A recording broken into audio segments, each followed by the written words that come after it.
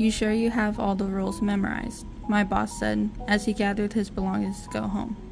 "Yeah, sure thing. I got them all up here," I said as I pointed to my head. He gave me a nod and headed out the door of the small office to go home. My boss was a little off, to say the least. This was my first month as a security guard at a cemetery right around the corner from my residence, and I'd just gotten out of college 3 months prior. The last month of shifts had been boring, sitting around, checking cameras, and doing rounds through the cemetery to making sure nothing is out of order. Exciting, right? I needed a source of income, and this was the best paying job I could find. No real experience needed, the flyer said. My take was that they were desperate to find someone fast, so I took advantage of that. I was hired the day that I found the flyer. Over the phone, I never even found out the guy's name. Once I came in on my first day, my boss gave me no training, no do's and don'ts, just a verbal list of 9 rules I had to follow and memorize before Halloween night. "These rules are to be followed only on Halloween night," he said. "You must follow these rules to the exact way they are told to you. If you mess up even a small part, well, you won't mess up. Because I trust you to follow them word for word." I looked at him, confused, because this sounded almost like a threat. Nevertheless, I pulled out my phone and started an audio recording so he could record the list. Once he finished telling me the rules, I was in absolute disbelief. This guy is insane. No wonder why no one wants to work here. This guy is actually insane, I thought to myself. I know every place has certain rules to follow, but to dictionise a set of rules, insane rules for Halloween night only, I guess you won't know how I felt until I tell you the rules that he gave me, word for word, exactly how he told me. Straight from the recording. Rule number 1. On Halloween night, please arrive at 8:30 p.m., no earlier, no later. Do not walk in these doors until it reaches 8:30, for the love of God, please. Rule number 2. Stay inside the office until 9:15. Do not leave. Keep yourself occupied. But do not check the security cameras during this time. I'll make sure to turn them off before you get here, so there is no temptation to peek at them. This might be one of the most important rules. If the monitor turns on by itself, do not look either. If for some reason you look and you see it has revealed the section A of the cemetery, you must turn off the lights and hide. If it reveals the B or C section and you look at it, your only option is to run. Good luck with this. To make this easier, just cover the monitor with a jacket or a blanket, because you will not see what happens out here this time on Halloween night. Rule number 3. After 9:15 strikes, you will have 30 seconds to get out of the office, leave the door unlocked. It is possible you will pass an unnaturally tall figure with no facial features. This is not a Halloween costume, and you must tell him good evening and look him right where his eyes would be. If he does not respond, continue on your way to patrol the cemetery. If he says anything at all, you must stand completely still. Do not move a muscle. He might walk around you, but if you keep still until he's done, he should walk away with no problem. Go into the office, and he will slam the door behind him. Rule number 4. You will make your way to Section A. Once you inspect Section A, you will realize the gravestone titled James R. Hackney is being dug up completely. This is not out of the ordinary. Do not, and I mean do not, pay any attention to what is inside the 6-foot hole in the ground. You will not see the rest of your shift if you look down in that hole. Just keep walking to Section B and do not look back. Rule number 5. As soon as you cross the bridge from Section A to B, you will notice about a dozen shadow-like figures standing around in a circle around the big oak tree to the left of the bridge. Please listen closely to what I'm about to say. You must find the figure wearing the black top hat. You will walk up behind him and ask, "Am I clear?" If you hear a voice from inside your head say continue, then you can carry on to section B. If you don't hear anything, you must wait.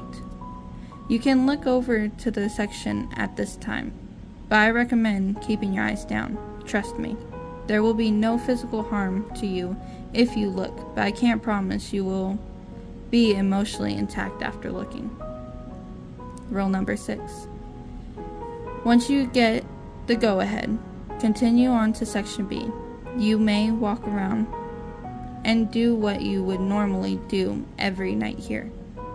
The only catch is you must stay in the section until 10 o'clock. It should be 9:30, 9:45 by now, so you won't have to wait long. After the time crosses 10 o'clock, continue on. Rule number 7. After walking out of section B, you will notice a strange temperature change and lighting change. This time will have been jumped to 2 a.m. after crossing. Do not panic, and please do not answer your phone. Your phone will be ringing consistently. As soon as it starts ringing, you will stand still and not move until it stops. It will be calls from your mother, father, siblings, girlfriend or boyfriend, anyone you can think of. You must not answer these calls. It is not actually them calling. It is in fact the man that you saw earlier, the one with no facial features. He is trying to lure you back to the office.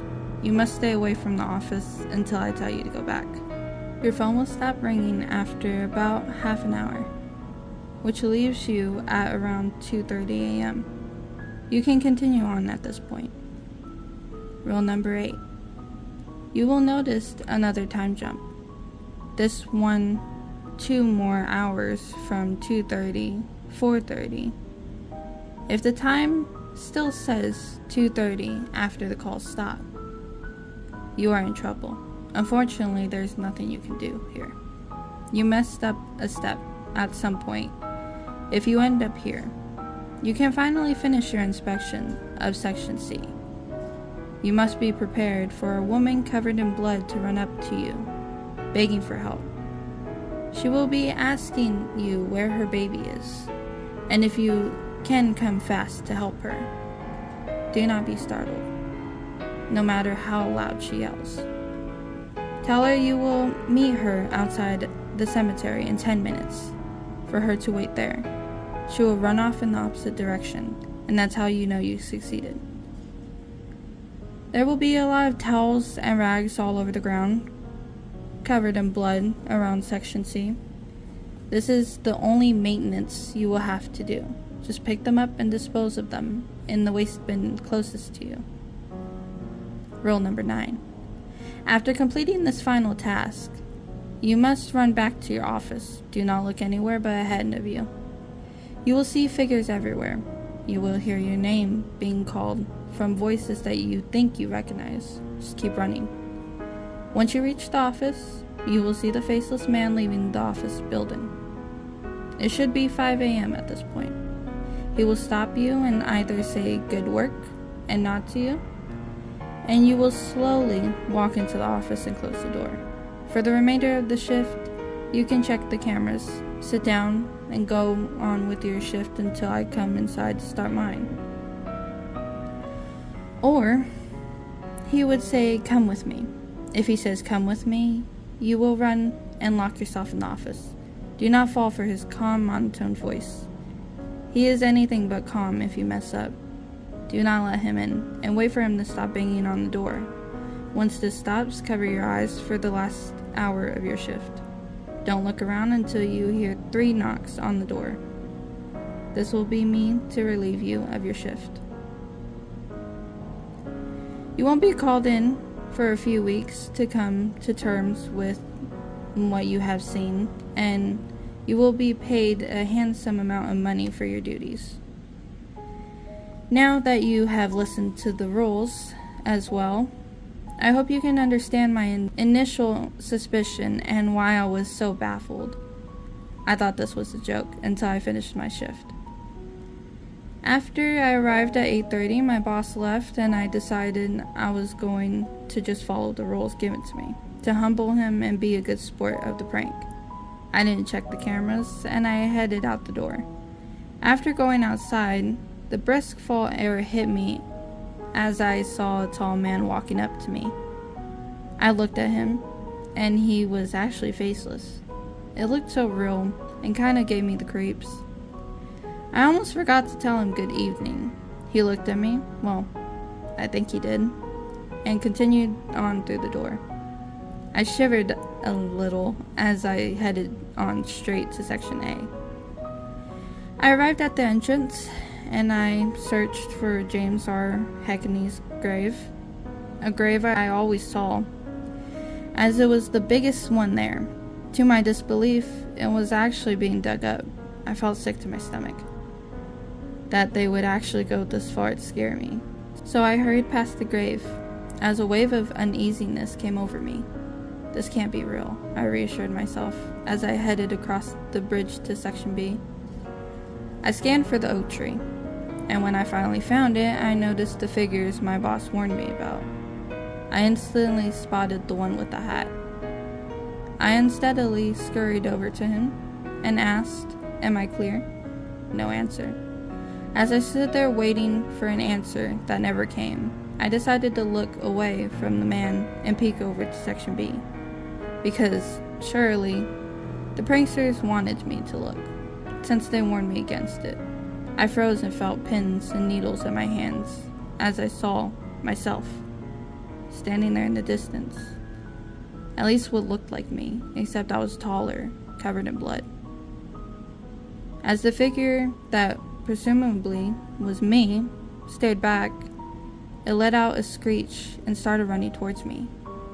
I was startled and absolutely mortified by this and turned around to run.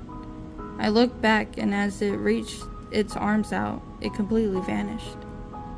As soon as it vanished, I heard a voice from within my head say, "Continue." At this point, I had a million thoughts running through my head, as I started to realize whatever was happening was somehow impossibly real, and I felt my mind switch from confused to defensive. I inspected the area until 10 p.m., constantly looking over my shoulder. I checked my phone and saw it was time to move to Section 3. I felt exactly what I was told, a temperature change, and saw the surroundings get just a little bit darker. It was noticeably colder. No way, I thought to myself, as I reached for my phone, which displayed 2 a.m. Before I could form another thought, my phone rang, right on cue, and stopped dead in my tracks. "Dad?" the phone displayed. I stared back at the phone.